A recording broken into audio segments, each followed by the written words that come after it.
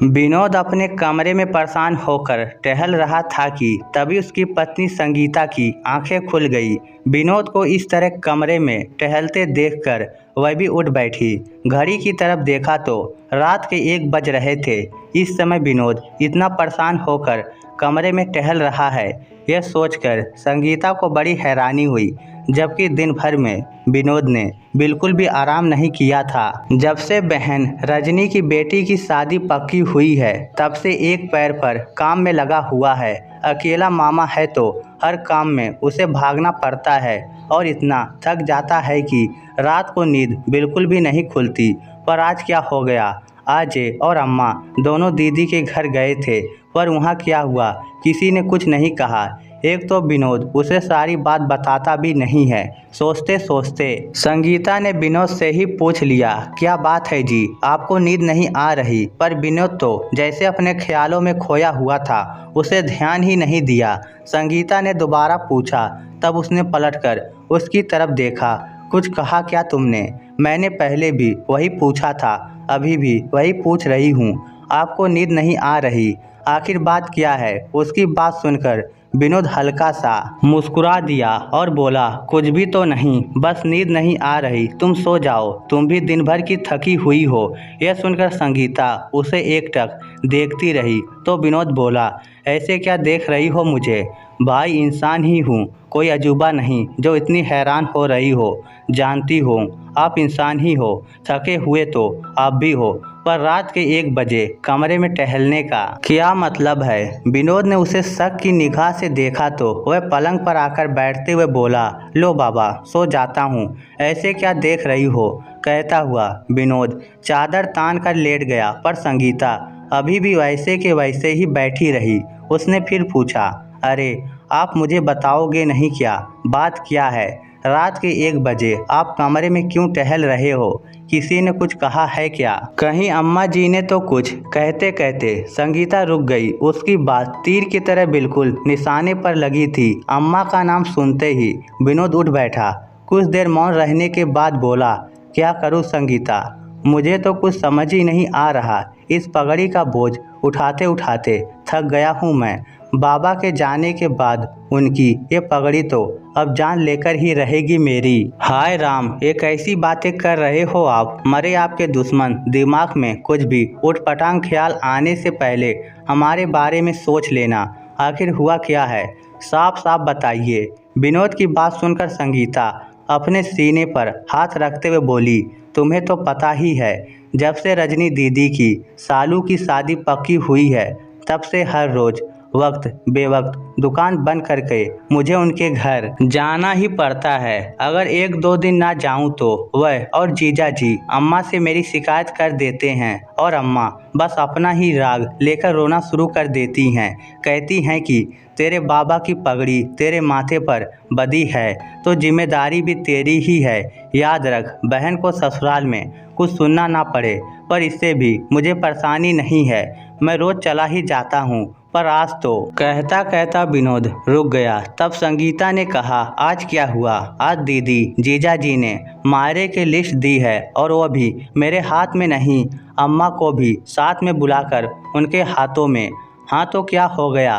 अम्मा को लिस्ट दे दी तो मायरा तो हमें ही देना पड़ेगा, संगीता ने कहा तो विनोद ने उसकी तरफ देखा और फिर बोला, सही कहा तुमने, मायरा तो हमें ही देना पड़ेगा। लेकिन हमारे घर की शांति तो भंग कर दी। क्यों? ऐसा क्या मांग लिया उन लोगों ने? संगीता ने हैरान होते हुए उसकी तरफ देखा।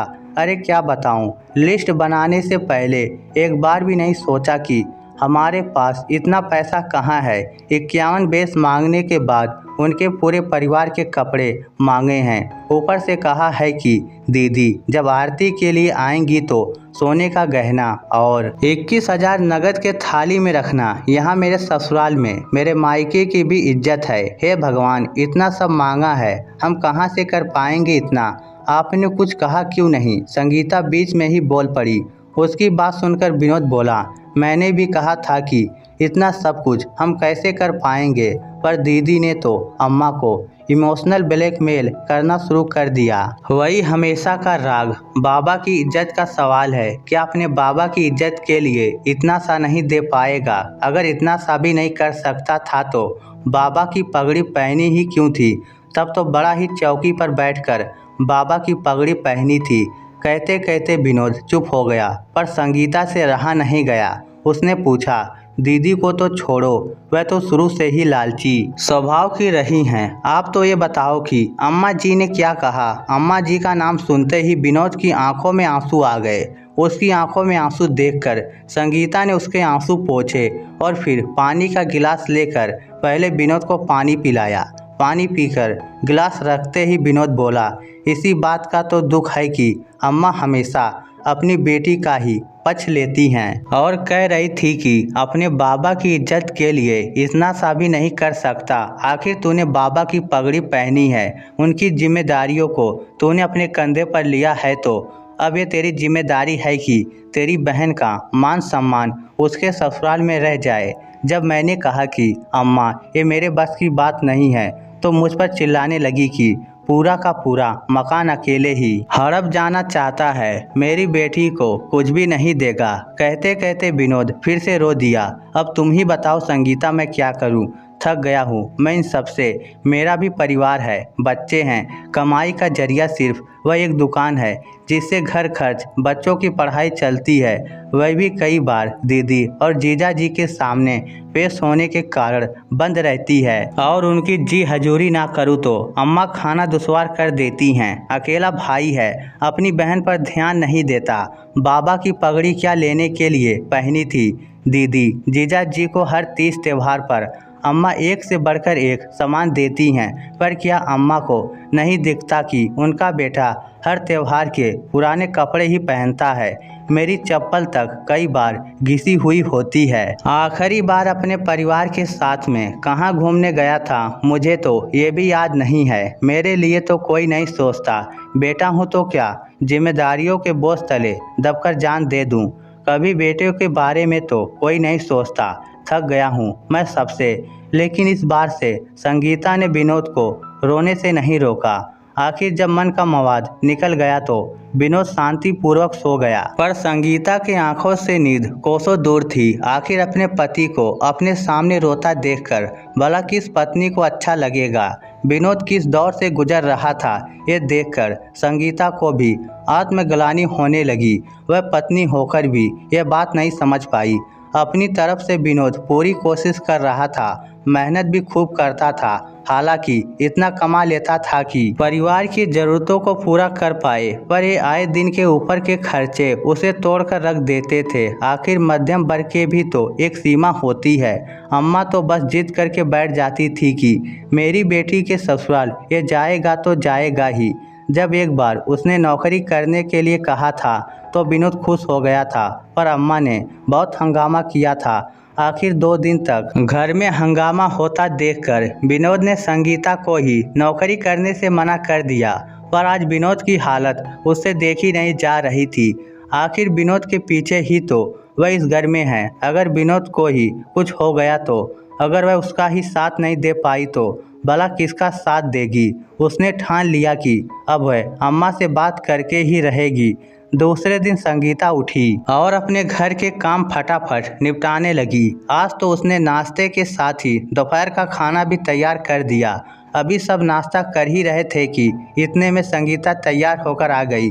उसे देखकर अम्मा जी बोली, बहू तुमने बताया नहीं, कहीं जा रही हो? संगीता ने अम्मा जी की तरफ देखकर कहा, हाँ अम्मा जी, मैं पास वाली सुनंदा भाभी के घर जा रही हूँ। उन्होंने उस दिन भी कहा था कि उन्हें एक्सपोर्ट के सामान को पैक करने के लिए महिलाओं की ज़रूरत है। मैंने सुबह ही उनसे बात की तो उन्होंने मुझे आने के लिए हाँ कर दी है। बस वही जा रही हूँ। दोपहर का खाना तैयार कर दिया है, आप अपने आप लेकर खा लेना। बच्चे जब स्कूल से आएंगे तो अपने आप लेकर खा लेंगे। मैं शाम को 4 बजे तक वापस आ जाऊंगी। उसकी बात सुनते ही विनोद का हाथ जहां था वहीं रुक गया। वहीं अम्मा गुस्से से उसकी तरफ देखने लगी। किससे पूछकर तूने ये निर्णय लिया? इसमें पूछना क्या है? अम्मा जी, अभी घर की ज़रूरत है, नौकरी तो करनी ही पड़ेगी, संगीता ने साफ शब्दों में कहा।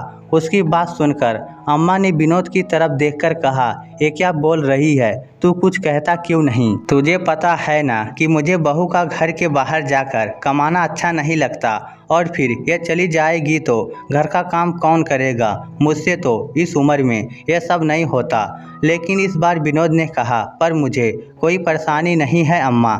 अगर संगीता बाहर जाकर 2 पैसे कमाना चाहती है तो कमा लेने दो, कम से कम मुझे 2 पैसे का सहारा ही लगेगा।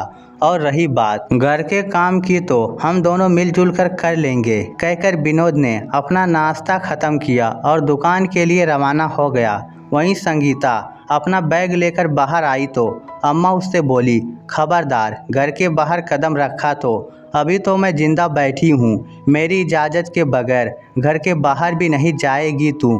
क्यों नहीं जाऊँगी अम्मा, घर के खर्च बढ़ रहे हैं, दुकान तो पूरे टाइम खुलती नहीं है क्योंकि दीदी जीजा जी के लिए इनको अपनी दुकान बंद करके वहाँ जाना पड़ता है। अगर नहीं गए तो आप खुद इनका खाना दुश्वार कर देती हैं। ऊपर से अब ये मायरे का नया तमाशा शुरू कर दिया। अरे मायरा देने में हमें कोई परेशानी नहीं है, पर कम से कम क्षमता अनुसार तो मांगो, संगीता ने पलट कर कहा तो अम्मा चिढ़ गई। अच्छा तो तुझे भी मेरी बेटी दामाद दिख रहे हैं, वह दोनों तो तुम लोगों को सुहाते ही नहीं हैं। अरे अपने बाबा की पगड़ी अपने सिर पर बंधवाई थी विनोद ने, तो जिम्मेदारी भी उसी की होगी ना। और ऐसा क्या मांग लिया मेरी बेटी ने?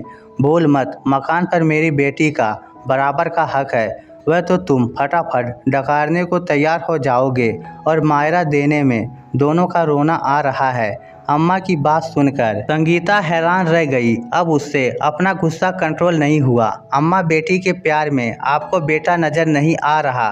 बेटे का भी अपना पूरा परिवार है, उसकी अपने परिवार के लिए भी जिम्मेदारियां है। उसकी आर्थिक स्थिति इतनी अच्छी नहीं है कि वह ये सब कर पाए।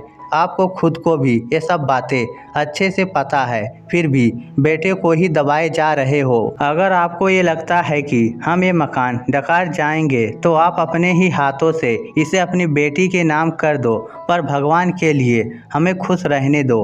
आपको शायद आपकी बेटी संभाल ले, लेकिन मेरे लिए तो मेरा पति ही सब कुछ है। संगीता की बात सुनकर अम्मा थोड़ा ढीला पड़ते हुए बोली, अरे बेटा, ये सब नहीं करेगा तो लोग बातें बनाएंगे। अम्मा की बात सुनकर संगीता बोली, आपको लोगों की चिंता है अम्मा, अपने बेटे की नहीं। कल रात आपका बेटा रो दिया, उसकी हालत क्या होगी इसका अंदाज आप लगाइए। अगर कल को आपके बेटे को कुछ हो गया तो आपके ये लोग नहीं आएंगे हमें संभालने के लिए। बाबा की पगड़ी पहनाकर आपने जिम्मेदारियों की बोझ तले दबा दिया है उसको। भगवान के लिए उसे भी थोड़ी सांस लेने दो। बेटा सिर्फ पैसा कमाने की मशीन नहीं है, उसे भी इंसान समझ लो। संगीता अम्मा के सामने हाथ जोड़ते हुए बोली और वहां से चली गई। अम्मा को तो अक्सर बेटी दामाद की बातों में आकर लगता था कि मकान के चक्कर में ही बेटे बहू सेवा कर रहे हैं, पर आज तो बहू ने भी मकान बेटी के नाम करने के लिए कह दिया। आखिर अम्मा को एहसास हो गया कि उनकी बेबुनियाद की जिद उनके बेटे पर भारी पड़ रही है। आखिर अम्मा ने बेटी को फ़ोन करके कह दिया कि मायरा उनकी क्षमता अनुसार ही दिया जाएगा, ना कि बेटी के ससुराल वालों की मांग के अनुसार। आखिर उन्हें भी अपना घर देखना है। इस स्टोरी को लेकर आपकी क्या राय है, नीचे कमेंट करके हमें ज़रूर बताइएगा। धन्यवाद।